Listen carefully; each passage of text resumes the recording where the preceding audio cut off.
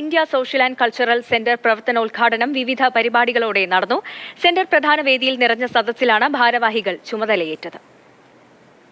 India Social and Cultural Centre രക്ഷാധികാരിയും SFC group ചെയർമാനും managing ഡയറക്ടറുമായ കെ മുരളീധരൻ മുഖ്യാതിഥിയായിരുന്നു. ചുമതലയേറ്റ ISC മാനേജ്മെന്റ് കമ്മിറ്റിക്ക് കെ മുരളീധരൻ സത്യവാചകം ചൊല്ലിക്കൊടുത്തു. സെക്രട്ടറി രാജേഷ് ശ്രീധരൻ സ്വാഗതവും പ്രസിഡന്റ് ജയറാം റായ് അധ്യക്ഷ പ്രസംഗവും കെ മുരളീധരൻ മുഖ്യപ്രഭാഷണവും നടത്തി. രണ്ട് രാജ്യങ്ങളുടെ സംസ്കാരത്തിന്റെ വൈവിധ്യമാർന്ന വശങ്ങൾ പ്രദർശിപ്പിക്കുന്നതിനായി ഒരു ഇൻഡോ അറബ് ഫെസ്റ്റിവൽ നടത്താൻ പദ്ധതിയുണ്ടെന്ന് പ്രസിഡന്റ് ജയറാം റായ് അറിയിച്ചു. കൂടാതെ ഇന്ത്യയുടെ വൈവിധ്യങ്ങളായ സംസ്കാരങ്ങൾ ഒറ്റ കുടക്കീഴിൽ കൊണ്ടുവന്ന നിറവാർന്ന പരിപാടികൾ നടത്താനും പുതിയ മാനേജ്മെന്റ് കമ്മിറ്റി പദ്ധതി ഒരുക്കുന്നുണ്ടെന്നും ജനറൽ സെക്രട്ടറി രാജേഷ് ശ്രീധരൻ അറിയിച്ചു. വിനോദ വിഭാഗം secretary Arun Andrew Varghese, vice president Sujith Moorkoth എന്നിവർ സംസാരിച്ചു. ഗായകരായ വൈഷ്ണവ് വിഷ്ണു, റിയാസ് ഖാദർ എന്നിവരുടെ നേതൃത്വത്തിൽ നടന്ന സംഗീത വിരുന്നും അരങ്ങേറി. 500-ൽ പരം